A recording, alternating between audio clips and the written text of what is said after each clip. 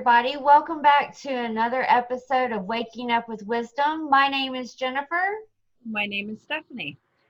Today we have Eesha Patel, and she is a multi-dimensional awakening expert. And I searched a little bit on your website and checked out what you did, and I think that is so super cool. That's like something that I'm aligning with doing. So tell us a little bit about yourself. Amazing. Yeah. So my name is Eesha, and I've been a spiritual mentor for just about 5 years now. So I pretty much dedicated my life to assisting other people on the journey of awakening. And boy, I'm sure you know it's an interesting journey. A big part of what I do is focused around energy healing. So I have my own energy healing modality, which is called Origin Activation. And what we do is we teach people how to get into their source frequency and shift everything back to its original state of beingness. And this modality is something that came to me. It's my own modality. I've actually channeled this modality myself. And I received a lot of information in 2016, 2017 on how to shift energy fields in a way that is more in alignment with the current planetary energies. Because as you know, we're going through a massive shift, right? Yes, I'm sorry. I'm amazed because I'm actually being pushed to kind of do something similar from spirit. I'm in training. Right. I know the feeling. Yeah, I spent about 6 months in training phase where it actually started off as just me. I thought I was going to run a Reiki sharing circle. So I got a bunch of people together in a room and I said, let's just like swap sessions. And then suddenly I went into a full trance channel and all this information started coming through. And I just started realizing how there was so much more room for expansion within the entire field of energy healing, particularly, you know, compared to things like Reiki and other things that are out there, because some of these other techniques, they're fantastic. Don't get me wrong. I'm all over it. I'm a Reiki master myself. But what I discovered was that some of these energies, like the attunements and that, they're from like the 1800s. And back then the frequency of the planet was very different. And so what came through those people was what was necessary at that time, whereas what I've received is what's current to today. And I've discovered that when you work with the energies that we can work with today, the healings happen a lot faster. So, I mean, I just have been experimenting for the last couple of years and I've been seeing incredible things like instantaneous healings happening in my rooms and people literally walking in with like full body aches and pains and, you know, emotional traumas and whatever else going on. And they're walking out within minutes, you know, and it's gone. So that's been me pretty much for the last, better part of 5 years. I haven't even told Stephanie that. So I have, both me and Stephanie are both Reiki masters. I just got an attunement to the Atlantis and Lemurian Reiki. I'm working on my shamanism and, you know, all these other things. But while I'm doing this, I have that thing in the back of my head, Spirit's telling me that we're having you learn all these so you can start to experience the different things of energy and you can start to do your own, which you have the ability to do because you've done it before. So it's like I'm getting that message and I'm, like I said, in training. I haven't gotten to the channeling yet, but it's amazing that you say that because it's like that's something that just recently popped up for me. Right. Well, yeah, it's interesting you mentioned Lemurian times because I have very strong memories of Lemuria, and I know that a lot of my healing work comes through the white temples of Lemuria, where so I'm quite intuitive. I do see past lives and energies and stuff. And as soon as you said that, I'm getting a flash of you sitting in the Lemurian temple, and I've actually seen us all there together, which explains why, if you want to explain them to your audience, we all wore the same flower outfit today, completely uncoordinated. I've actually not met these planned. two ladies before in my life. And we just suddenly all came on the show wearing these black outfits with these flowers. And then as you're talking, I'm seeing the three of us together in a past life in Lemurian times, having had this experience of being healers together. So I'm really not surprised that this is what has come out of this conversation today. Stephanie, you were going to say something. Actually, you were talking about that you started this journey, this part of your journey 5 years ago. Now, would you say that was your spiritual awakening, or was it prior to that? Okay, so, well, I guess in a way we're awakening from the moment we're born. But when I was about 10 years old, I had these like crazy experiences where I used to see ghosts in my house. And so I used to not sleep at night because I'd hear footsteps in the kitchen and like dripping taps and all sorts of crazy things. And I'm quite grateful that my parents were very open-minded about this stuff and I could talk to them. So I used to tell my mom that I'm seeing these things and hearing these things. And it was a bit scary, you know, as a child.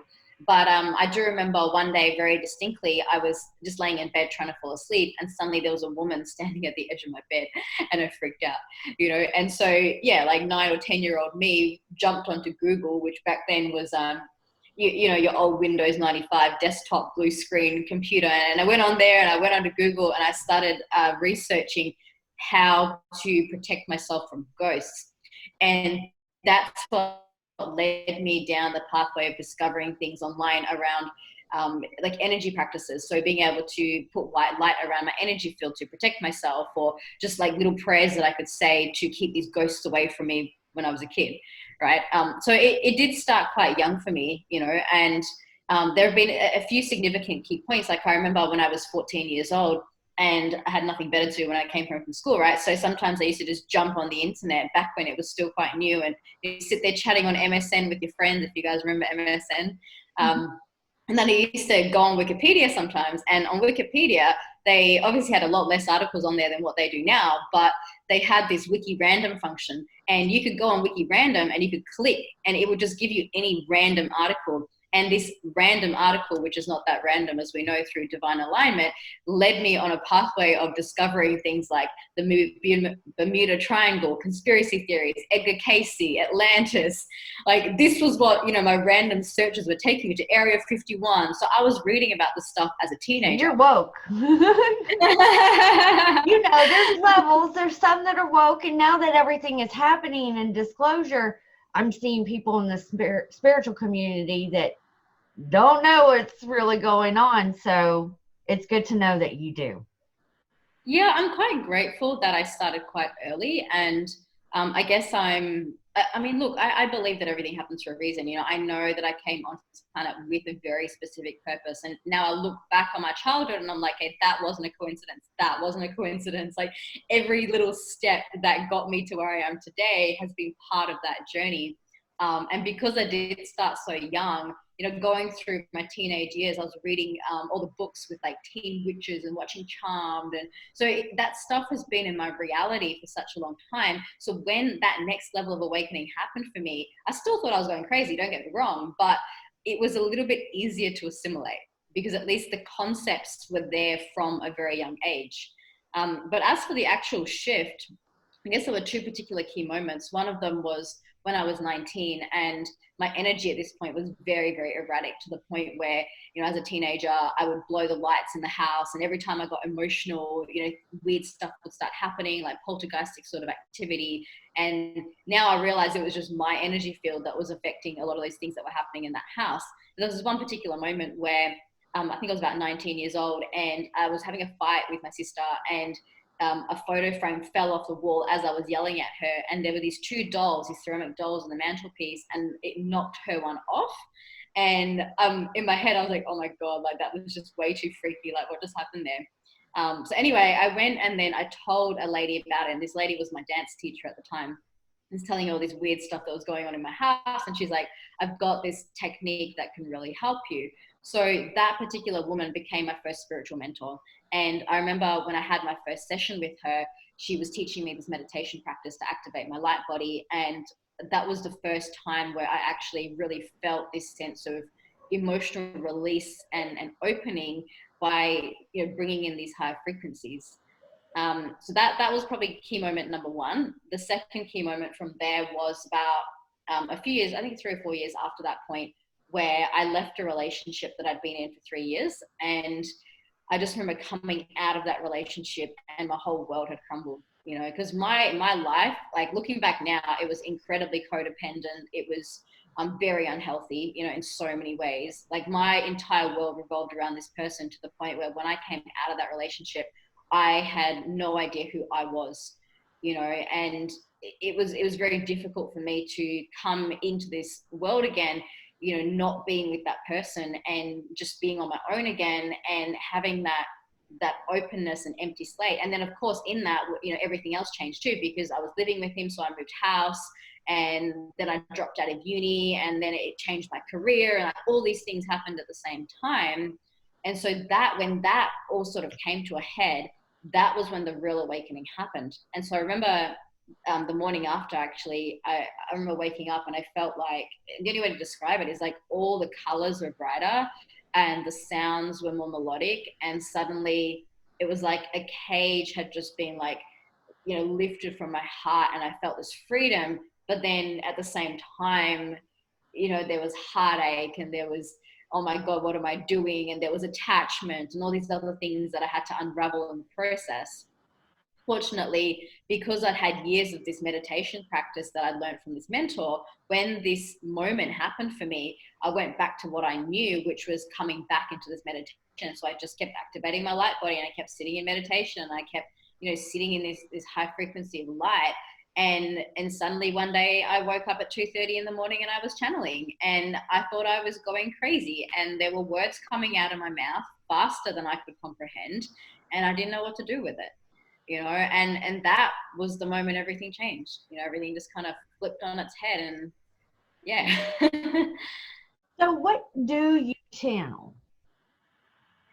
Well, these days, to be honest, my view on channeling has shifted a lot. Back then, I was trance channeling. So I was connecting with councils of light. I was connecting with archangels. I was connecting with like all sorts of different beings. But I will also say in that, when I was so new to it, I had no level of discernment in what I was actually connecting with. And so was it actually a council of light? Like 8 out of 10 times it probably was, but there was still moments where it probably wasn't as well. And I look back on that now, and I can see how my energy wasn't as refined, and my connection definitely wasn't as pure as what it is now. What I discovered in the process of channeling is that actually to be a trance channel is one of the unsafest ways to channel. And I know I'm probably going to trigger a lot of channels out there in saying this, but when you're a trance channel, what actually happens is your consciousness steps to the side and another entity enters your body. And to hold a level of discernment while that process is happening is very, very difficult. Particularly if you're a channel that can channel multiple beings, which most channels out there actually can't. Most channels have like their one person that they channel, and that's who they channel, and that's about it. That's why whereas actually, question. Right. So my opinion is to be a good and pure channel. Actually, it's like turning on a radio station. If you can access one frequency, you can access all frequencies. And so as my range started expanding, I started realizing how important it is to be able to discern what energies you're speaking to. And I stopped trance channeling, and I started instead going into a space where I started connecting with beings and receiving messages from them, but I stopped allowing entities to enter my body. And I also realized in that process, again, this is going to be very challenging for a lot of channels to hear, that the highest vibrational beings that I have met would never enter your body, because there's a certain law of frequency in an integrity in what you're actually doing. And me as Eesha has sovereignty, and as much as I am Eesha and this massive expansive I am divine self, when I'm expressing in my Eesha form and connecting to a being, whether it be Sananda, whether it be Archangel Michael, whether it be any one of these beings, when I actually learn to connect through the pure light, they never tried to enter my field. They would speak to me and they would connect with me, and I would feel their presence, but there was always that sense of this is me and this is them, and there was a huge level of integrity in the way that we connected. And when I discovered that, I realized that a lot of what I'd been channeling before wasn't what I thought it was. Interesting. So when you do channel or have contact with the higher beings, do they specifically say who they are to you? Always.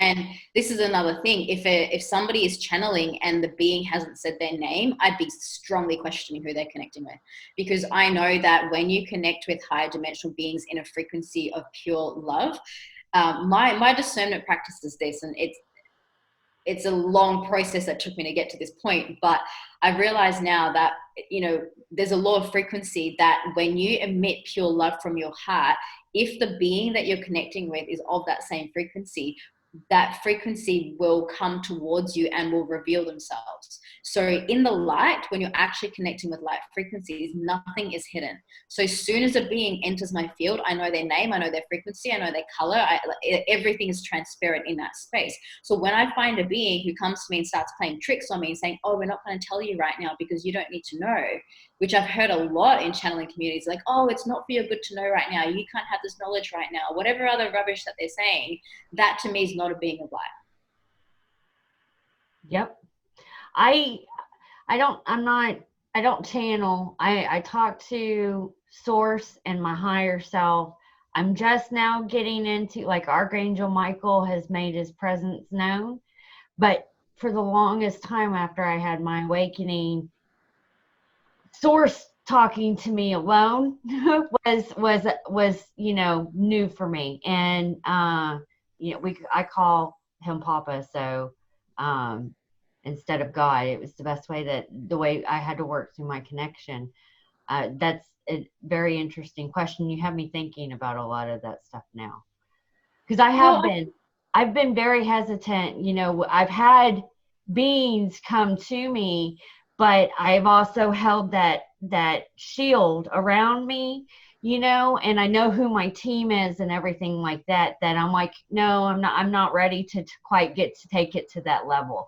I like the connection that I have with my team right now, and that's all that I need.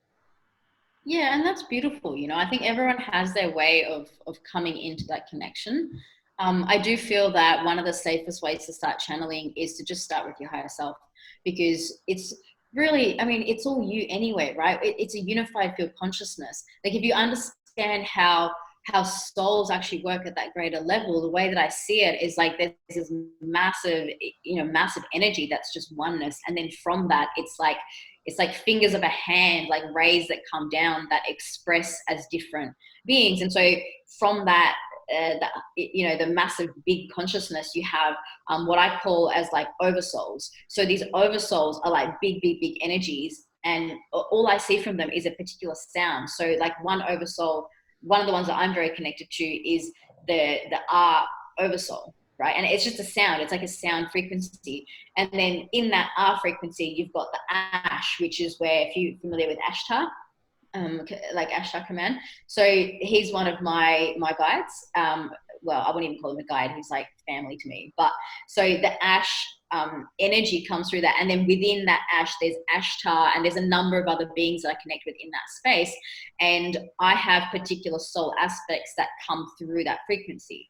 So for example, you probably know we're multidimensional beings, right? And there's 13 dimensions in this universe. So inside those 13 dimensional frequencies, we have aspects of our souls that are within each of those bandwidths. So I've got Eesha in the 3D, but then in the 5D, I've got a higher, it's like an other dimensional soul aspect whose name's Lily, and I'm very connected with her. And then in the 9th dimension, I've got an angelic soul aspect of myself whose name is Anahera.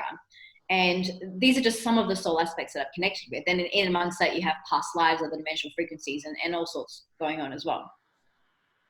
Yes, I actually have a chart with something similar to that, and a list of like what the multidimensional beings usually hang out in those levels of dimension, because like the ones that are the higher up, the 9s, the 10s, they can't get any lower. So yes, that's. Well, it's more so that's the frequency that they predominantly sit in. I do find that that beings do shift in frequency quite a bit, because anything above the 5th dimension is unified field consciousness. And I can give you some pretty tangible examples. Like, so my angelic self, Anahera, has actually come into the 3D on one occasion that I know of, because it's a bit of a crazy story. But so there's a friend of mine. She was driving her car, and she was about to crash the car. And I didn't know this, but at the exact same time, I was at home, and it was like 8 o'clock in the morning. And for some reason that day, I was like, I just don't feel like getting out of bed today. And I was just laying there meditating. And suddenly I just got this flash, like full on vision in my face of me sitting in a car, and then there was a car coming from the side, and it was about to like, crash into me. And then suddenly the car just came to like this sudden halt, but like very smoothly, and then the car passed, and then there was no car crash. And I couldn't explain it, but it was so vivid, and it was just so crazy. But then I went to work, and then I jumped on my computer, and what do I get? An email at 9:00 in the morning from this friend of mine that says, "Guys, you'll never believe." And her, the title of the email was "Saved by Angels." She said, "Guys, you'll never believe this, but I was driving in my car. I was on my way to work, and there was this police car that was coming at like, 100 miles per hour on this road, and it nearly T-boned me. And then suddenly, magically, my car went into neutral and came to a halt."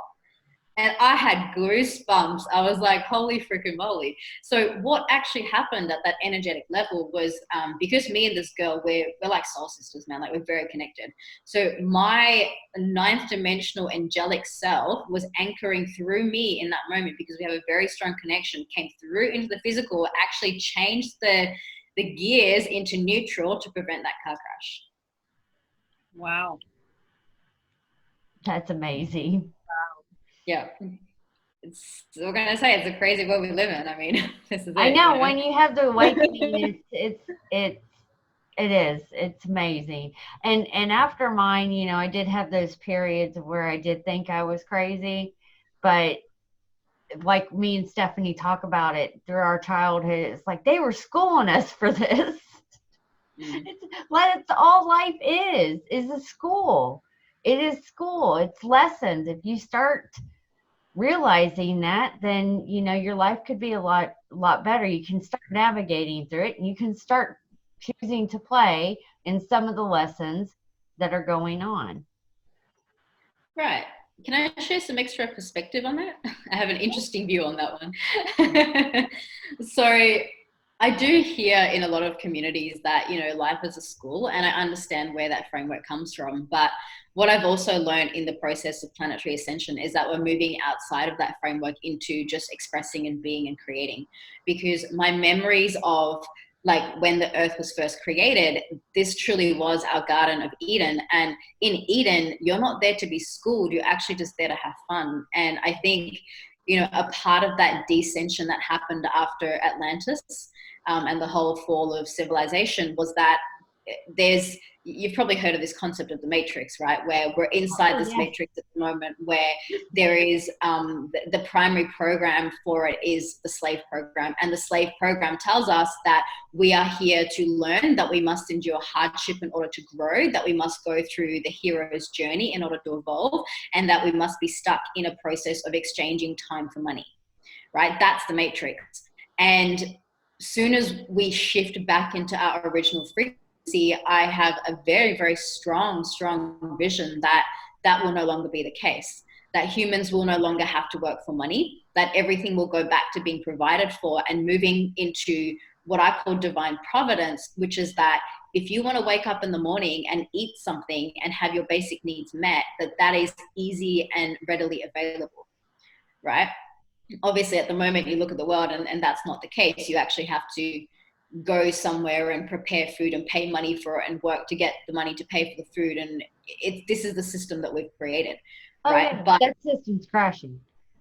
It is. Oh yeah, fully. I mean, this economic recession or depression that we're actually going into is going to be the ultimate culmination of so much truth coming to the surface. And I'm really excited about it, actually. I know it's a bit like, you got to be a bit quiet in saying that sometimes, but like while this whole virus business is happening and everything's in lockdown, I'm just like celebrating and having so much fun. I'm so excited because while everyone's in the chaos, I'm seeing the transformation that's occurring at the higher levels, and it's massive. It's so big.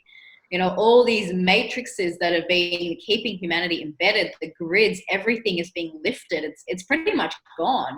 The only thing that's keeping humanity now in this space is actually our own collective consciousness, because the actual grids, the karmic grids and all that, they were gone years ago. So now this is the exciting part, where it's just about us and our evolution, and we're so close to that point that I can just feel it. I can almost taste, 5D in my backyard. It's amazing. I'm really glad you brought that up. You're exactly right. You are exactly right in your statement as far as like that being a 3D mentality. And we know that the 5D is right there. I think I wake up every morning and I'm like, is today going to be the day? I mean, I know that it's starting, but I do know that some other stuff has to surface to get that total. Yeah, yeah, It's yeah. building up, Definitely. though. I've seen a couple of different potential ways that it could go.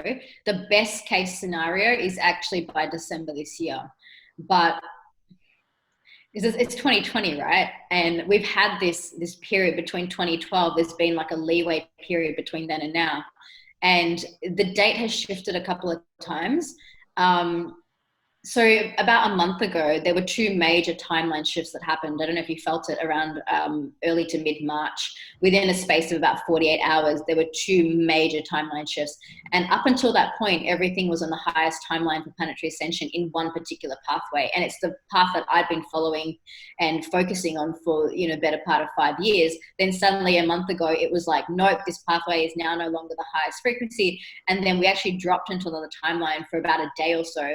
And then it picked back up, but it picked up into another timeline that wasn't the original timeline. And that particular shift, since we've been there for the last probably 6 weeks, whatever it is, the timelines have been incredibly stable. But then we just had the recent 444 gateway, which was huge. And there were like millions of people meditating on the planet, and like so much shifted, over those couple of days, that it's stabilized, but there's still like, whereas before I had like, this is the date and the year that it's going to happen, it's not in full clarity anymore. So what I'm actually hearing now is that if anything, it could be moved forward, because now what we prefer from galactic level is to speed it up to gain more momentum rather than take it out for another 10 years. So absolute best case scenario is cosmic disclosure happens before December. And I know this is going public, but just between us, like, I have seen like 99.9% Trump is not going back into office. And I've been feeling for a little while that when that happens, part of his hissy fit of leaving will be cosmic disclosure. And that, for me, is the ultimate like best case scenario. Whether or not we can get there in the next few months, and this is why the next 6 months between now and the 9/9 gateway in September are absolutely crucial, like so crucial for the ascension process. We'll see what happens. But best case scenario, by December, we have cosmic disclosure, and a slightly different scenario would be that it takes another, like, a longer period of time. I'm not going to put any more dates on it because it's still so shifting. But yeah, I'm really like doing my best on my end, like coaching my clients and getting people up to speed, because if we can pull this off, the starships will actually be here by December, which is crazy. Like, if you think about it, the people that have been on this journey for like 10, 20, 30, 40 years have been saying this stuff. It's like, this is it. This is the final culmination of everything that's about to go down. It's about time. I actually had a very clear vision 2 nights ago of a starship actually landing on the ground level. And now that it's happening, it is time for this to go public.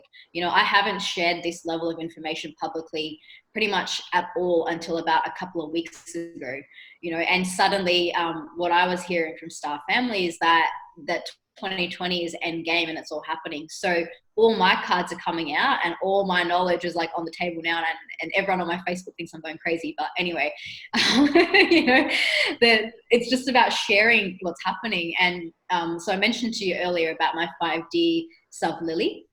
So she's actually a commander of a starship called the Aru Terra. And the Aru Terra I've been connected with for a number of years now. And I haven't shared too much about it publicly until like just in the last week. But the Aru Terra actually landed on the ground level in the Swiss Alps 2 nights ago for the first time. So the energy was clear enough that the ship was actually able to enter the Earth's atmosphere and have an actual landing for like 10 minutes, and then it went again. But that's freaking huge. Like, that's massive, So yeah, this is it. Like, it's all happening. Wow. So when you say about the ship landing, is we hear different things throughout the community, and one of them was that supposedly it's being watched where certain people can't enter and some people or some can't leave. Is that true? There's a Do you know lot that of much? surveillance, Is that and I'll put it this way: the Aotearoa hasn't been able to land for the many years that I've been connecting with it. This was a first, like very, very first sort of experience, and it's because while everybody's in lockdown, there's actually been a big clearing that's been happening, because particular energetic grids, like for example, there's certain places, like certain 4D vortexes that people have been circulating, and for example, in the Vatican, and I won't name everything, but there's certain spots where the energy has gotten very quite dense over the last few centuries and whatnot, and there's been no people in those spaces. So while there's been no people in those spaces, there's been a lot of clearing that's been able to happen through those ley lines that have been running through there, because the energies, with very well-intentioned people, I will say, that have been clouding up some of those energetic spaces, hasn't necessarily allowed for these big levels of light streams to flow through. So with everybody in their homes and people not gathering in certain 4D vortex areas, it's actually allowed for a massive cleanup. So places like the Vatican now are really uplifting in vibration. Places like Mecca, very much uplifting in vibration. And there's spaces now where these landings can start to happen. But what happened the other day was definitely like, it was a first for me. Wow. Wow. I'm quite aware of the surveillance as well, because having been connected to these starships, so a big part of what I do is I do planetary work. I go around, so I travel quite a bit. Obviously can't travel right now, but I do travel quite a bit, and I do energetic work as I'm moving around, and I connect up ley lines and things like that. So when I'm doing that work, I'm very connected to the starships, because they're always with me and they're always helping to anchor and overlight a lot of these missions. And like whenever I've done these missions, there's been a lot of surveillance. I'm talking like, so last year I went to the UK for about 3 weeks, and I did like literally 22 days of back-to-back solid clearing through the entire of the UK.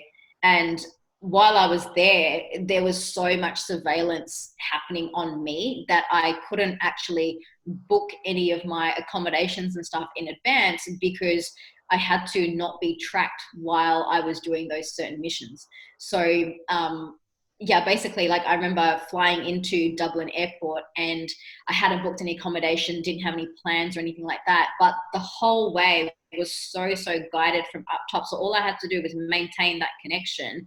And then it would be like, okay, get off the airport. What do I do now? Grab your bags. Okay, what do I do? I'm constantly receiving, what's the next step? What do I do? Where do I go? What's the next bit? And then it was like, get on this specific bus. Okay, cool. And it takes so much trust to be able to do that. Yeah, Okay, what are we doing? What are we doing? Just step by step by step. So, okay, get on this bus. Cool. Get off at this stop. Okay, cool. Go here, turn right, look here, here's a hotel. And I remember getting off at this hotel, and then I looked up, and it was called the North Star. And I've got this massive, amazing story of why that's significant, because the North Star is connected to Polaris. And at that time, I had a lot of Polaran connections coming in. And Polaris is actually, some of the beings that are there are the bears. Now, the funniest part in this whole story was, for those 3 weeks, I went to all these places that I was guided, but at that time, I wasn't actually paying attention to those little symbols. So when I got to the North Star, I was like, oh yeah, this is cool. And I just like booked myself in, and I'm following the guidance.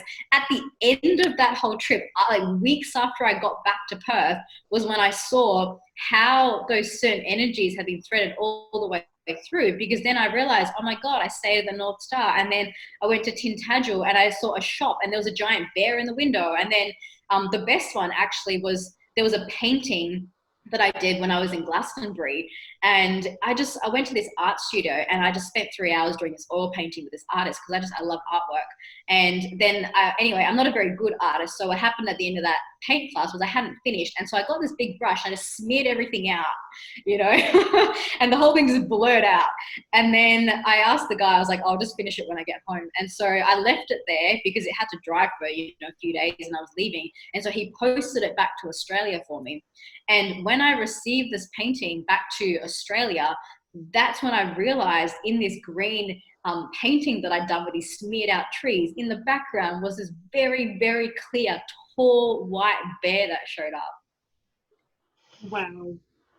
Yeah, it's crazy. Wow. That's how spirit talks. that's the level. You can't make this shit up. Half the stuff that you go through, you can't make this shit up.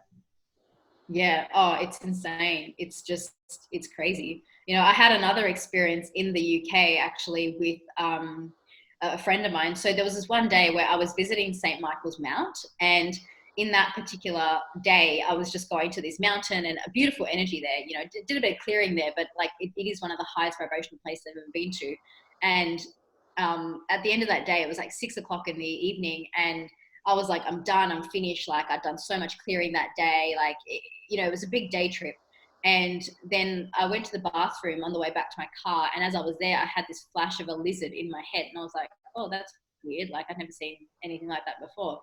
And then when I got to my car, I put my phone into the GPS holder. And then when I opened the maps, there was this like big star that had come up on my maps on my phone. And it was called Lizard Point. And I was like, okay, that's not a coincidence. And I'm looking at it going, okay, this spot's like an hour away from where I am. And I'd just driven an hour to get to where I was. So I was already an hour away from my accommodation on this day trip. And then this spot was another hour in the opposite direction. And I'm looking at that and I'm tuning in like, guys, do you want me to go there? And they were like, yeah, can you please go and do some clearing? And I said to them, this was probably the first and only time where I've said to my guides, like, guys, I'm tired. It's 6 o'clock. I've already got an hour to drive home. You're telling me to go and do another mission while I'm here. And this was the first time that they actually came to me and said, yes, please, we request this of you. There's no one else that can do this and it needs to be done today. So I was like, okay, deep breath, go to a convenience store, grab some snacks for the road, you know, just get myself sorted. And then I drove to this spot an hour away. And at Lizard Point, there's a lighthouse. Now, and that's significant too, because all through the trip, I'd ended up going to places that had something to do with lighthouses. Like, for example, there was a cafe that I went to that was called the Lighthouse Cafe, and like all these things, you know, that just all led to this. And so when I got there and saw there was a lighthouse there, I'm like, okay, cool. Like, obviously I'm working, you know, with the light of that lighthouse and anchoring through that. And I got to this point, did what I need to do. It was beautiful, watched an amazing sunset there. And then I went home, and after, you know, a very long day, by this point, it was like 10 o'clock at night. I was exhausted and I completely crashed. Now, the next morning, I woke up and I opened my emails, and I had an email from a friend of mine in Perth, and she's quite tuned in as well. And she said to me, she was like, we were focusing in on a particular spot in at the south of UK, and she sent me a photograph, and the photograph was Lizard Lighthouse. And I'm sitting here going, are you freaking kidding me? Because not a soul on this planet knew that I was going there, because it was so last minute even for me that when she said, oh, we were focusing in on that spot at this time, I was like, I was there. Wow. Wow. Okay, that's pretty cool. Yep. Oh, guys, this is how it goes. Welcome to Awakening. So what is it you're doing now? Can you tell our guest? Yeah, so I'm a spiritual mentor. I help a lot of coaches, entrepreneurs really take their take their practice to the next level. And a big part of what I do is helping people to awaken through their multidimensional heart gateway. I've learned that when you open your heart, and I don't just mean, you know, like opening your heart chakra, I mean like every single chakra is a multidimensional portal. And when you learn how to access inside that space, there are worlds upon worlds in there. And when I learned how to do this for myself, I started seeing that when I went into meditation inside my inner heart, inside that space, things would happen that would then reflect in my reality. You know, for example, coming back this UK trip, I laugh at myself at some of these things, right? But it takes me ages to sometimes piece these things together. But about a week before I went to the UK, in my inner heart space, I was seeing these dandelions everywhere. And I'm talking like, the ones that you blow, like you blow the seeds out. So they were in that seed form, and they were all through my inner heart. And I was like, oh my God, they're so pretty. And I'm like having this great meditation and didn't think anything, And then I got to Ireland, and on the first day that I got there, this is how naive I am sometimes, right? There were these yellow flowers everywhere, but I didn't know that they were dandelions. And so I'm like, oh, there's so many pretty yellow flowers. And I went for this walk, and there was this one particular wall that I came up to. And again, this was all intuitively guided. I'm just like turning here, turning there, don't know what I'm doing. And then there's this big wall, and it's filled with yellow flowers. And then a few minutes later, I open up my Instagram, and there's like this massive yellow dandelion on there that somebody had posted. And I still hadn't put two and two together until I got to about a week and a half into my trip. And I was in Wales by this point. And by that point, some of the dandelions had turned into their seed form. And then I was like, oh my God, those flowers were those things. And that's why I was seeing them in my inner heart. And then the penny dropped, and I was like, oh. Yeah, I laugh at myself sometimes. Oh, I do too. Sometimes it's like I get it right away, and then sometimes I'm like, man, why did I not see that? Like it was like all in your face, but that's just how it goes. Yeah. So what I do is, No, I'm absolutely the same. I get a puzzle piece, and then it takes me sometimes weeks before I get the other one where I start piecing it together. So I can totally relate to you on that one. Yeah.